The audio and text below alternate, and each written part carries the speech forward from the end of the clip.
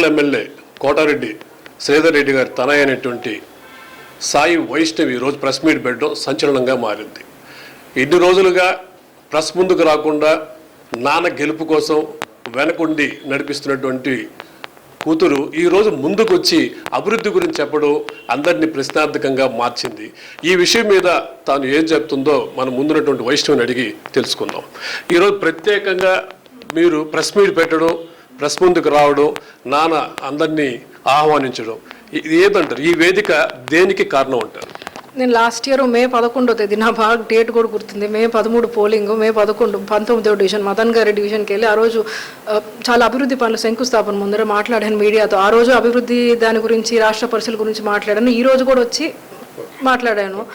ఈరోజు ఎందుకు మనము కార్యాలయంలో ప్రెస్ మీట్ అందరికీ అంటే వైడ్ రీచ్ కదండి. ఈరోజు నారా లోకేష్ గారు వర్కింగ్ ప్రెసిడెంట్ అయ్యారు, మహానాడు జరుగుతుంది, స్థానిక సంస్థలు ఎన్నికలు రానున్నాయి. కాబట్టి ఈ అంశాలన్నీ కూడా బేస్ చేసుకొని అందరం కలిసికట్టుగా ముందుకు సాగుదాము, అందరికీ కార్యకర్తలకి నాయకులకి పిలుపు అది ఒక యూనిఫైయింగ్ కాల్ ఇవ్వాలనే ఉద్దేశంతోనే ఈరోజు ప్రెస్ మీట్ పెట్టడం.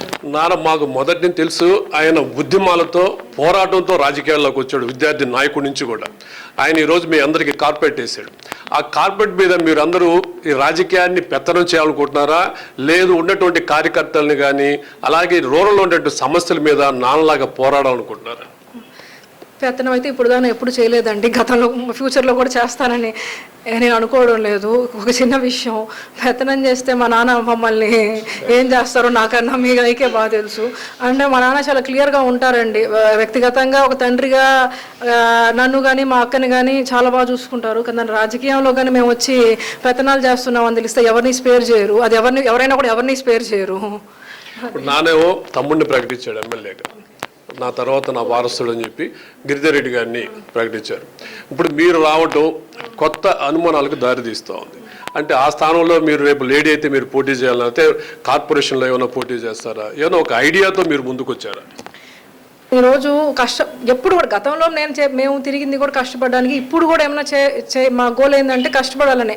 బాబాయ్కి నాన్నకి ఏ విధంగా వాళ్ళు ఒకవేళ బిలీవ్ చేస్తే ఈ పరంగా సపోర్ట్ కావాలి అని ఆశించినప్పుడు ఖచ్చితంగా ఆ రోల్లో మేము ఆ కష్టం చేయడానికే వచ్చాము. నాన్నకు ఒక ప్రత్యేక గుర్తింపు ఉందమ్మా. ఒక పని అనుకుంటే సాధించడం కానీ, డెవలప్మెంట్ సాధించడంలో కానీ, ఒక కాలువ సాధించలేకపోతే ఆ మురికి కాలువలు అంటే గంట సేపు నిలబడుకొని ఆ పని అది ప్రతిపక్షం కానీ అధికార పార్టీ కానీ ఆ విధంగా పోరాడే పటిమ మీరు నేర్చుకున్నారా? ఖచ్చితంగా నేర్చుకున్నానని అనుకుంటున్నాను. ఎందుకంటే ఇప్పుడే కాదు, అంటే ఎమ్మెల్యేగా 12 సంవత్సరాల నుంచి ఉన్నారు. చిన్నప్పటి నుంచి నాన్న ఆంధ్రప్రదేశ్ హెల్త్ మెడికల్ కార్పొరేషన్ డైరెక్టర్గా ఉన్నప్పుడు ఆ రోజు పనబాక లక్ష్మి గారు కేంద్ర మంత్రి. అదొక చిన్న పదవి, అదేం పదవి కూడా అంటే ఒక కార్పొరేషన్కి డైరెక్టర్ పదవి. ఆ పదవిలో ఉన్నప్పుడు తన మార్కు చూపించాలి అని గవర్నమెంట్ హాస్పిటల్స్కి విజిట్ చేసేవాళ్ళు. HIV పాజిటివ్ పేషెంట్స్తో సహపంక్తి భోజనాలు పెట్టారు. అప్పుడు నా వయసు 12 13 కూడా నాకు గుర్తులేదు. అవన్నీ కూడా నాకు గుర్తున్నాయి. ఆయన కష్టం నాకు తెలుసు.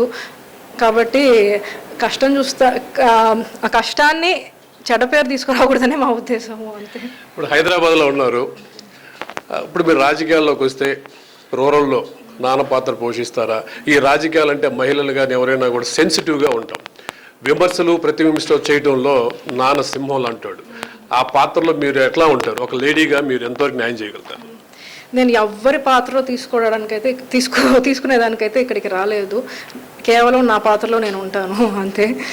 ఇంకో రెండోది, ఇది ఎంత స్ట్రాంగ్ మీరు విమర్శకి ప్రతి విమర్శకి అన్నారు. నేను ఒకటే నమ్ముతానండి, నేను చేసే పని అది రాజకీయమైనా ఇంకోటైనా ఎక్కడైనా కూడా నేను సిన్సియర్గా ఆనెస్ట్ ఇంటెన్షన్స్తో చేయాలి. ఏమైనా ఏం అవ్వకపోయినా నాకు ఆ సాటిస్ఫాక్షన్ ఉంటుంది, నేను సిన్సియర్గా ఆనెస్ట్గా చేశాను అని చెప్పి. మనం అంత క్లీన్ కాన్షియస్తో పనిచేసినప్పుడు అవతల వాళ్ళు విమర్శ చేసినా దాన్ని మనము ఎలా డీల్ చేయాలంటే మనకు అర్థమవుతుంది. మన ఇంటెన్షన్స్ కరెక్ట్గా ఉన్నప్పుడు మన విమర్శ కూడా అదే స్థాయిలో మనం చెప్పొచ్చు, అంతే. ఇప్పుడు అందరూ ఎమ్మెల్యే అందరూ కూడా వారసత్వంగా వాళ్ళ పిల్లల్ని తీసుకొస్తూ ఉన్నారు, తమ్ముళ్ళని కూతుర్ని తీసుకొస్తున్నారు. ఈరోజు మీ యొక్క ప్రెస్ మీట్ మీ ఆరంగేటం అనుకోవచ్చా? అంటే అట్లా కాకుండా తెర వెనుక కాకుండా ప్రత్యక్షంగా రాజకీయాల్లోకి ఈరోజు వచ్చారనుకోవచ్చా? నేనైతే ప్రెస్ మీట్ అనే అనుకుంటున్నానండి. దాన్ని అరంగేటం అంత పెద్ద పదం వాడాలని నాకు లేదు. అంటే ప్రెస్ మీట్ అంటే నాన్న అభివృద్ధి గురించి చెప్తుంటారు, ఎమ్మెల్యే గారు చెప్తుంటారు, అట్లాగే గిరిధర్ రెడ్డి కూడా చెప్తుంటారు కదా. ఈరోజు మీరే వచ్చి చెప్పాలా అనే దాని మీద ఒక ప్రశ్న. ఒక్కొక్కరిది ఒక్కొక్క చెప్పే స్టైల్, ఒక్కొక్క వాదన ఉంటుంది. ఇప్పుడు నేను ఓన్లీ అభివృద్ధి గురించే చెప్పలేదు. ఇప్పుడు మహానాడులో ఆ రోజు నాన్నని వాళ్ళ వెల్కమ్ చెప్పారు, అది నేను చాలా హ్యాపీగా ఫీల్ అయ్యాను. అది ఈరోజు రేపు మహానాడు జరగబోతుంది.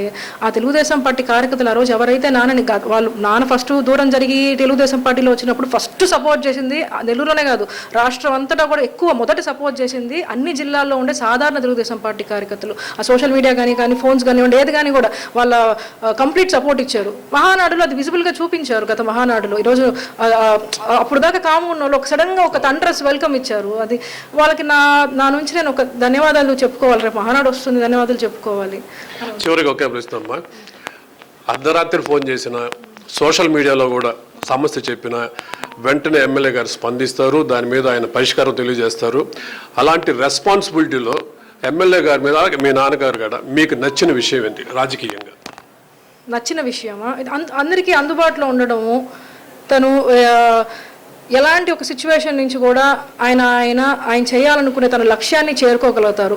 స్పష్టత రాజకీయాల్లో, గ్రౌండ్ రియాలిటీని నాకు తెలిసి నాన్నకి అవగాహన, క్యాలిక్యులేషన్స్ చేసేంత పిన్ పాయింట్గా అవన్నీ కూడా ముందుకెళ్తారు. కోటరెడ్డి శ్రీధర్ రెడ్డి గారు తనైనటువంటి సాయి వైష్ణవి ఈరోజు పెట్టిన ప్రెస్ మీట్ గురించి, అలాగే రూరల్ జరుగుతున్నటువంటి అభివృద్ధి గురించి క్లియర్గా తెలియజేశారు. రాజకీయంలో వాళ్ళ పాత్ర, వాళ్ళ తండ్రి పాత్ర నెల్లూరు జిల్లాలో చెరగని ముద్ర వేసుకుంది. అలాగే ఆయన వారసుడిగా కోటమిరెడ్డి గిరిధర్ తిరుగుతున్నారు. ప్రజెంట్ ఇప్పుడు వాళ్ళ కుమార్తె అయినటువంటి సాయి వైష్ణవ్ కూడా ఈరోజు రాజకీయాల్లోకి రావటం సంచలనంగా మారింది. ఈ రాజకీయ పరిణామం రేపు జరగనటువంటి నియోజకవర్గాల పునర్విభజనలో కీలక పాత్ర అవుతుందని అందరూ ఊహిస్తున్నారు. అదే నిజంగానైతే ఇక్కడ ఆయన వారసురాలుగా సాయి వైష్ణవి ఎమ్మెల్యేగా పోటీ చేసే అవకాశం ఉంది.